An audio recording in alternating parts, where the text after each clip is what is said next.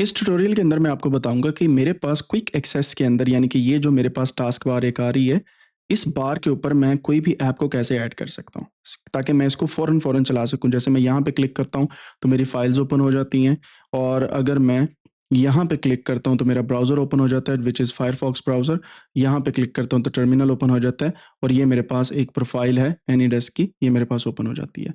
अगर मैं यहाँ पे मेन्यू पे जाऊँ, मेन्यू पे जाने के बाद से फॉर एग्जांपल मैं किसी भी एप्लीकेशन के ऊपर जाता हूँ, जैसे यहाँ पे एक कैलकुलेटर की एप्लीकेशन है, मैं राइट क्लिक करता हूँ, ऐड टू पैनल करूँगा तो ये मेरे पास पैनल के ऊपर आ जाएगी। तो ये कैलकुलेटर भी मेरे पास अब यहाँ पे आ चुका है।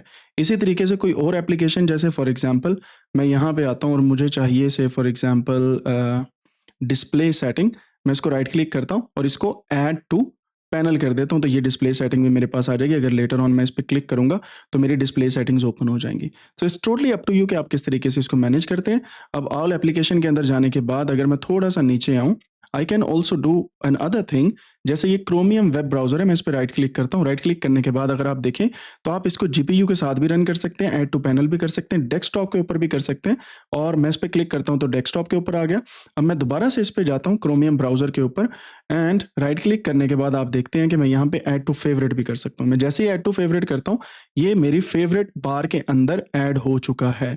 और फेवरेट बार जो है, ये आपने मुझे बताना है कि किस जगह पे फेवरेट बार होती है, और उसके अंदर ये किस तरीके से हमारे पास ये वाली जो ऐप्स हैं वो आ चुकी हैं, जैसे मैंने अभी एक ऐड की है। ठीक है, and this is your task. अब देखेंगे कि आने वाले लेक्चर्स के अंदर हम क्या सीखने वाले हैं। से फॉर एग्जांपल मैं यहाँ पे क्लिक करता हूँ तो ये हमारे पास अपना सारा जो डेस्कटॉप है वो हमारे पास आ चुका है। अगर हम यहाँ पे होम के ऊपर चले जाते हैं, होम के ऊपर जाने के बाद हमारे पास ये चीज़ें अवेलेबल हैं। अगर आप चाहें तो फाइल सिस्टम पे चले जाएं, फाइल सिस्टम में ये सब कुछ मौजूद है।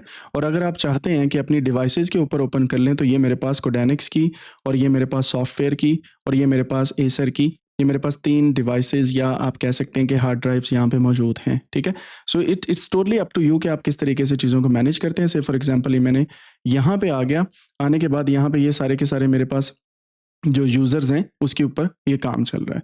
सो कोडेनिक्स का अगर मैं यहाँ पे क्लिक करूँ तो ये होम एंड कोडेनिक्स आ जाएगा, और यहाँ पे आप देख सकते हैं कि हमारे पास 279 जीबी अवेलेबल है स्पेस इस जगह के ऊपर।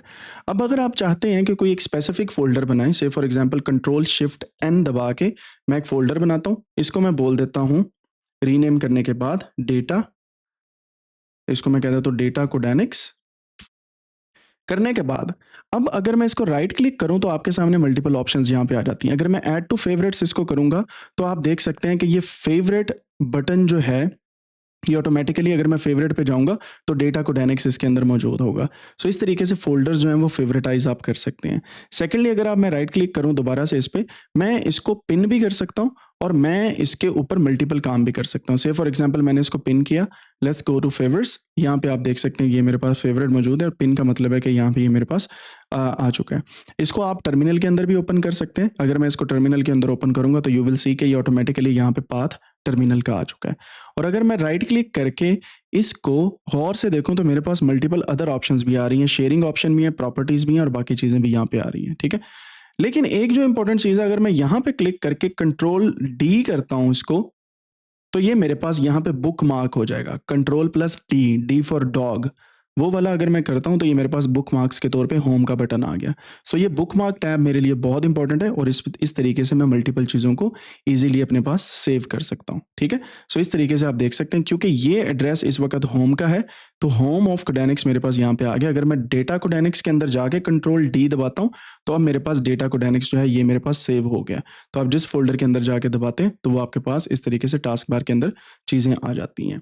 एक और चीज़ यहाँ पे मैं आपको बताऊंगा, अगर आप कंट्रोल टी दबाते हैं, T for tit for tat वाला टी, टी अगर दबाते हैं तो आप इस तरीके से मल्टीपल टैब्स ओपन कर लेंगे। ठीक है, कंट्रोल टी से, कंट्रोल टी। और आप यही चीज़ अगर आप फाइल में जाएं तो न्यू टैब आपके सामने इस तरीके से आएगी।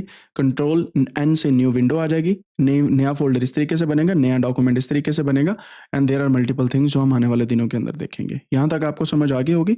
इस तरीके से आप मल्टीपल चीज़ें जो हैं वो ऐड कर सकते हैं। अच्छा, मैंने आपको एक चीज़ दिखाई थी कि यहाँ पे देखें, जैसे मैंने उन ड्राइव्स को ओपन किया तो मेरे पास डेस्कटॉप पे आ चुकी हैं। अगर मैं यहाँ पे जाऊँ और मैंने जैसे इन पे क्लिक किया था यहाँ पे ये वाली डिवाइसेस के ऊपर, तो ये मेरी हार्ड डिस्क्स हैं जो मेरे पास डेस्कटॉप के ऊपर आ चुकी हैं, ठीक है। So I can actually navigate among these hard drives as well, right. यहाँ तक क्लियर होगी बात जी? गुड, हो गया।